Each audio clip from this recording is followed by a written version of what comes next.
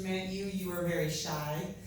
Well, probably not at home, but to others you were very shy. And so I just love that you got up here. You rocked it like a boss, so great job. I also love the fact, yes, give her a round of applause.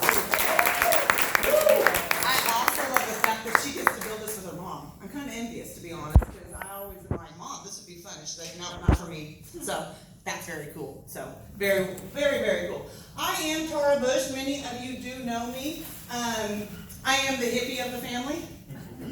A J Factory. I'm the J Factory hippie. I might not look like it, but come find me in my sweats and then you'll really believe me. So why am I here today? I am here today because of the power of sharing and knowledge and love and just discovery. So who am I? Well, Tara Bush. I was born in Alaska. Many of you do not know that. Well, that doesn't work. It's all right. I'm just going to talk to y'all. I was born in Alaska, in Homer, Alaska, in 1982. I moved to Idaho because my mom was raised in Idaho. So we moved back towards family when she got tired of the cold. Spent about 15, 16 years there. Graduated high school, and then I moved to Texas. When I moved to Texas, I've been here for nearly 19 years, so I guess I'm officially a Texan. Oh, yeah. So, that's something I always heard when I moved to Texas was like, well, you're not a Texan until you spend half your life here. So I'm very proud to tell y'all I'm a Texan. So, my brother loves it too because he's always like, do you always have to say y'all? Yes. Yes, I do. My story. I am a account manager, director in the furniture world. I'm a furniture badass, if you want to call it that. A lot of people refer to me as that. I literally have it in writing in emails to clients. I don't see myself that way. I just see myself as helping my clients. Recently, within the last 5 years, I changed. My old company rolled into a new company. And when we rolled into a new company, the new boss, this is the weirdest thing ever, by the way, your new boss is sitting across the table from your current bosses, and you're at the end of the table, and they're interviewing for you. Oh, she does this, and she does that, and she does this, and I'm just going, and he goes, is that all true? I said, yep, and he goes, okay, you're hired. It was the easiest interview I ever went through. But one of the questions he asked me during that interview was, what do you like to do now? I had never thought about that. Because for 15 years, all I was doing was somebody else told me to do. And when I really got to stop and I thought, what do I like to do now? It was the fact that I got to help my clients. I said, I like to help my clients. I really like to just solve their problem. They come to me, I need X, Y, Z, I need this budget, this time frame, can you make it happen? Well, we can see. And 9 times out of 10, we make it happen. And the 10th time it happened, it just might not have been done perfectly. So my point being is the solution. I'm a master solution advisor. That's what I do every day. What I didn't like and what I don't like is that I work 80 to 120 hours. I am not chained to a desk by any means. I have the freedom to go anywhere and everywhere, but I am chained to a cell phone for 24 hours a day. I literally, as many of you might have saw, had a laptop up this morning. It was not to take notes here. It was because I worked until about 11 o'clock last night on a $1.7 million bid for a client whose first thing when he woke up this morning is, why am I paying $100,000 more? Well, that's because you asked for 60 million other things that don't come free. So what do I have to do? I have to drop my life in impacting others to go do that. How many can relate? How many can relate to having to drop that and go run because a boss or who I answer to as my clients say, jump. So that's where I got to the point that I don't like. I don't like being tethered to a phone. I don't like being able to not be with you guys and have to go be pulled away. I don't like when David Jones wants to go do something in the evening and I can't go do it because I'm tied to a laptop. Many of us can relate in here. And many of us are tired of that. So, about a year and a half ago, sorry, I had to think my thought there. About a year and a half ago, David Jones and I were at the end of our rope. I was at my end of my rope, I was at the end of his rope, we were at the end of the rope of life, we were done. It wasn't until a friend of mine, I saw something, interaction happen, and I was like, holy cow, what just happened right there? She says, well, I took this amazing course. The moment she told me the name of the course, which many of you know was Landmark, I went, send me the information, come on, just send it to me. Before she could walk back to her desk, I was already signed up. That's because 10 years ago, prior to that, my two bosses, who I worked for 15 years, paid for that course. Guess what? I didn't go. I don't need no stinking stuff like that. I got it all figured out. Well, I didn't. I popped in the money, took a 3-day vacation, saw it in one Monday. Well, if you've been to the Landmark Forum course, you know if somebody has been to Landmark. I was not pulling the wool over anybody's eyes, but if I couldn't go help myself, how would they be able to help me, right? So then you fast forward to the fact that changed my life a year and a half ago. I stepped in there and I met this wonderful person named Sherry Passmore. Had no clue, but this lady stood up with a ball of energy. I'm Sherry Passmore. So she's going to share about something. Who knows what we were sharing? If you've ever been in it, it gets real and raw, and it's amazing. I recommend it for all. But Sherry stood up to share something with us, and she says, my name is Sherry Passmore. My business partner says that I need to be here to get out of my own way. I have no clue what he's talking about, but I'm here, and we're on a mission to impact 250,000 lives. Maybe it was 200,000 lives. I can't remember. But all I heard her say was, I'm Sherry, and I'm here to impact 250,000 lives. See, why that resonated with me at that time, guys, is because I then all of a sudden realized she was speaking my language. I make 6 figures. I do really well. I will tell you I'm highly sought out in my industry. I have a role in my industry for the rest of my life. Do I want it? Why? Because I'm not changing lives. I'm not impacting lives. There's no significance. When you have a house and you have a car and you make nice money, there is something that you feel that is a void. And my void was driving past homeless people every morning downtown going, there's something more we can do for these people. There's got to be more in life. Well, that hit me like the 2x4 between the eyeballs, like Uncle Larry likes to say. The next thing, the rest is history. Casey Salgy sat in our living room, dining room, and here we are. I don't have to say much more. You guys know pretty much our story. But that brings me to many of you all sitting in here. We're in the network marketing industry, yes? Yes. Got it. How many of us know what powerful tool we have on our hands? By a show of hands. You know how powerful this industry is. Cool. How many of us want to be powerful in this industry? Okay. How many of us actually want to take action, do something, and make a difference? Got it. Wonderful. We're in the right house then. Moving on. So, this industry, many of you guys can find this on teamfusionfamily.com. If not, hit me up. I'll send these out later. Take a picture. I'm not going to go through all of it. But as you know, David Jones and I started this journey in direct marketing, and so does about one other person every 10 seconds, right? This industry is about $183 billion. That's $100 billion more than the movie industry. We all know the movie industry is booming. That's a huge, this is one of the fastest growing industries, y'all. We have to be mindful that it is cranking out more millionaires than any other industry, than real estate. And real estate right now is the #1 industry, right? But many know in probably 10 years that will shift. That pendulum will probably shift to where direct network marketing is now the #1. That's where it's going. And why is that? That is because $1.48 trillion of student debt. Do you know that most kids coming out of college can't find a job in their industry? Uncle Larry, are you hot?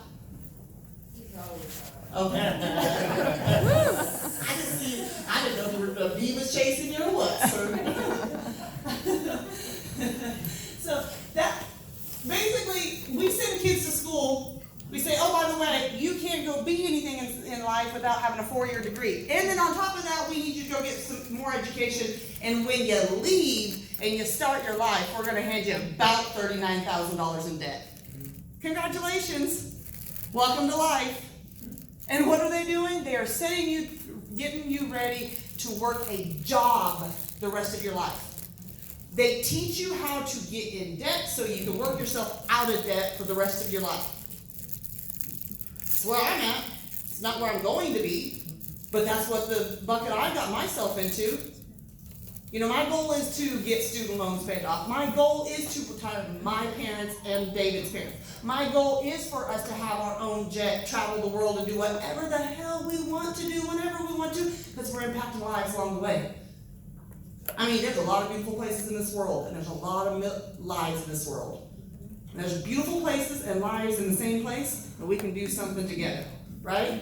That's my goal. So the way I'm going to get there is not by depending on my Social Security that's going to run out in 2033. How many of you are ready for retirement? Raise your hand. I'm ready. Love it. How many are financially ready for retirement? Yeah. There's only a few other hands that went up after that, y'all. We don't have a safety system. It's no longer here. It's gone. Only 5 people out of 100 people are going to be okay for retirement when they get there. You do know that the new working age for retirement is 75. It will be 80 pretty soon with 2033 looming. Y'all, my 401k, when I started this new job, I had 10 grand in it. That took me 5 years to get there. With the CARE loyalty program, I don't know the official word of it, but the one that we can basically, as I call the quote-unquote retirement plan, but it's not the retirement plan, y'all, so don't be quoting that. We have 22,000 in it. That was a year and a half, and I doubled that. So just know that you got something that really, network marketing is the place to be, but Kyani is the Ferrari, the Maybach of this industry, y'all. All right, moving on. Everybody's talking about keeping your mind open, your mindset open. You and your mindset, you're unstoppable. Mr. Jones said if you grow, your business will grow, right? The Reverend, speaking the truth. Casey Salge has put a lot of time into this by creating this wonderful Jade Factory private group that we're all a part of. If you're not a part of it, please raise your hand. Good. With that said, your mind is only good as like a parachute. When it's open, you're going to actually be able to use it. What happens when you jump out of an airplane and your chute don't open? Who wants to be there and figure that out in the middle of that? Not me. I think I'll pass. That's why I'm not sure I still want to go skydiving, y'all. But with that said, if you don't open your mind, you might as well just go ahead and walk right out those doors. Go enjoy your Saturday. And that's no BS, y'all. Because if you're not going to have your mind right, this is not going to work for you. I just have to tell you that. So, Mr. Casey talked about this earlier. There is a wonderful Unit 6. I'll walk up here because this has a wonderful, I was looking in there last night. There is a 20 or so, 22 references. We will add more, pop in there. I'm sure Mr. Jones and I will be adding some lives. You guys, this is a where you plug in. David Jones and I do personal development every day, all day. We go once a week to a seminar that is tied to Landmark. It keeps us close to the campfire, keeps our butts on fire, and it keeps us open and grounded and ready to grow. If you're not growing, you're dead. Period. I thought I knew everything. I'll be very honest. I'm a know-it-all. That's Mr. Jones. He's constantly struggling with me because I have a know-it-all attitude. I've had to come to the point where I don't know everything. And I only know when I open up my mind. All right. So there's 3 types of network marketers. There's a poser, there's amateurs, and there's professionals. How many of you know a poser? Those are the people that show up. They go, oh, a lottery ticket. Oh, let me get it right now. And then I'm going to ride your coattails, and I'm going to make it big. And they're the first ones gone, right? In the door, out the door. How many of you know an amateur? They come in, they're super excited, they get after it, but then they start to worry and focus on the wrong things. Oh my gosh, maybe I don't have the right luck. Maybe I came in at the wrong timing. Maybe I missed the momentum of the company. Maybe I'm doing this. Maybe I don't have enough people. Maybe, ooh, I got it. You figure it out in 1 week, I'm gonna figure it out in an hour. There's a shortcut somewhere. Y'all know that there's no shortcuts in life. You get what you give. You give what you get, right? And then there's a professional. A professional, by the definition of Wikipedia and then also Eric Worre, is a person who is an expert at the skills required to build a large, successful organization. That means, how many of you have started a new job before? How many of you had to go through training for that job? Okay. How many like to golf? How many self-taught themselves to golf? How many went and took skills or lessons? Cool. All right. How many crochet? How many of us women crochet? Okay. Question. Did your mom or your grandma or your aunts teach you how to crochet? Did you self-teach yourself? But you had to go find and learn that somewhere, didn't you? It's a skill set. The point I'm trying to make, y'all, is the difference between posers and amateurs and professionals is simply a skill set. They simply care to learn more. They don't want to say, okay, I entered as an amateur.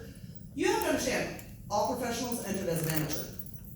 They just figured out that they were the amateur and realized that there's a skill set they have to learn. So then off they went. So you say, okay, Tara, well, if that's the case, how the heck do I learn this skill set? And how much time is it going to take me? Because Lord knows we don't have any time, right? I don't. So many of us have been talking about Eric Worre. Many of us have been talking about GoPro. There are 7 benefits of network marketing, 7 skills basically that you need to learn by the voice of Eric Worre. He says if you learn these 7 skills and master them, which is the 7 skills he's learned, you will become a GoPro godfather, just like him and many, many others who have followed him, helped him, led the way. They're all professionals. Skill set number 1, prospects. How many of you worry about running out of prospects? Good, I'd love to see that. Oh, except for Mark. Don't worry, Mark. You're teaming with the right people. We got you. The posers make a mental list of about 3 to 5 people. It's usually a really warm market. My mom, my dad, and my brother, or my sister, or whoever, right? They go after those 3 to 5 people. Those 3 to 5 people don't join or do join, and that's it. They don't go look for anybody else. I brought Miss Claire in. Miss Claire, I sure hope you're going to be my lottery ticket because I'm not going to go find anybody else. Miss Claire's eating, by the way. Right in the middle of taking a bite. Amateurs. They start with a written list. They have 100 contacts, but with that, they start really strong. So they're just blowing through walls. They're going out. They're talking to everybody. They're talking, checking people out. I talk to this person. I talk to this person. Oh crap! I started with 100. Now I'm down to 15. My list is starting to dwindle. I don't have, who do I go see? How do I find more people? What do I do? Oh no. Oh, I'm out. I can't find anybody else. A professional starts the same way. They start with a written list, but then they go, oh, I don't want to run out of people, so let's add to this list. It becomes an active list. Oh, what a thought. So about that time, they go out and add 2 people a day.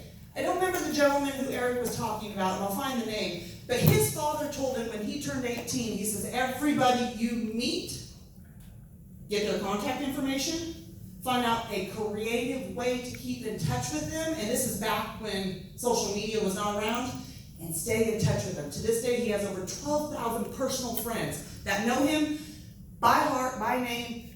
We could go to lunch and pick up just like you do with your mom or your dad, right? That speaks volumes. If you have 2 people a day, in 1 year you'll have 730 people. 5 years you'll have 3,650. 10 years you'll have 7,300. 20 years you'll have 14,600 additional people on your list. David Jones and I add about 5 to 10 people on social media every day. Just because you add them, guys, doesn't mean you're going to prospect them. You're adding to a list to say, hi, how are you? What do you do for a living? Skill number 2, inviting. How many of us have been hunted? How many of us enjoyed it? Yeah, me neither. Sometimes I'm hunted in my own house. That's when he learned to not step in his own pile of poo. The key to inviting is not hunting your prospects, y'all. Don't be running around dropping blueberries. We talk about it all the time. Don't run out and go, oh, David Jones, I have something you need to check out. It's got blueberries some him in it? You wanna try it out? Yeah. Right here, right here. Ooh, I like that. Oh, wrong person to do that to. Keep it G-rated, Mr. Jones, G-rated. Anywho, sharing is caring. As you all know, if you share with other, it's caring. It comes across as caring, right? How many of us love to be vomited on by a new car salesman? How many of us see a new car salesman and we're like this? No, just look at mine. Exactly. We don't like it. So if you have people running when they're walking towards you, take that as a mental note. You might be doing something wrong, but it's not wrong. It's ineffective. Remember, David and I cleaned that up. So when I say that word, I will quickly correct myself to say ineffective. It's conditioning, y'all. Sharing is caring. The goal of inviting is to educate people about what we're doing. Education, awareness is key in this. The United States is always late to the game. I hate to say this, but we are late to the game with our health and our wellness. So it is very key right now that we go after it with the education and awareness standpoint instead of, told you, I know it, you should be doing this, I know everything. You should just follow me and follow what I do. Who wants to know it all? I know this. I was one. Still trying to work on getting out of it. Dig your well today. The reason I say dig your well today, it goes back to your contacts. If you have an abundance of contacts in a well that you dug today, tomorrow you won't go thirsty because you did the work today. What you do today is going to show up in 60 to 90 days. So in 60 to 90 days, if you're not happy what is going on, look back about 60 to 90 days ago. Did you fall off your diet wagon? Did you fall off your communication wagon? Did you fall off life? It all happens. It's okay. Pick yourself back up and get going. Presenting. Sorry, this is my favorite slide. I love the painting. David Jones thinks it's hilarious when he watches me put my stuff together. Presenting. This is what I'm doing right now. You guys just show up. Candace did it earlier. She just showed up. Claire, Michelle, they just showed up. We see Casey a lot. We see David a lot. But those people showed up. It's not what they do every day. It's just showing up, being you. You all know these people. So when they show up, you love them anyways, right? Exactly. So teach it to preach it. You learn it, you teach it to other people, it will stay. So ingrain it into your mind. Share your story with others. That's what I did earlier. That's what I'm continuing to do through this. I'm sharing my story, right? And professionals become stage presenters. If you want to be a professional, you need to learn how to present. It might not be for you. If that's not what you want to do, it's okay. There's a lot of people. I think Mark Davenport, I've been in the business for 1.5 years, and I don't know what this man's face looks like. He is a top producing you-know-what in our business, and I have no clue because he doesn't present. That's okay. He's still doing well. You don't have to do it. Follow up. 4 concepts of following up. Do what you say you're going to do when you said you're going to do it. That is the definition of integrity, if nobody knows that. And if you can't do it, then clean it up before you ever get to it. The only reason that you have an exposure is to create another one. So if I go and meet with you, let's do dinner, and I'm just talking to you as a friend, but I want you to see something because I'm listening, I got my ears tuned into the system, and I'm looking for things just to keep my rapport. My next thing is like, hey girl, we should go do this again. Let's go have coffee again. Or hey, I have this event this weekend.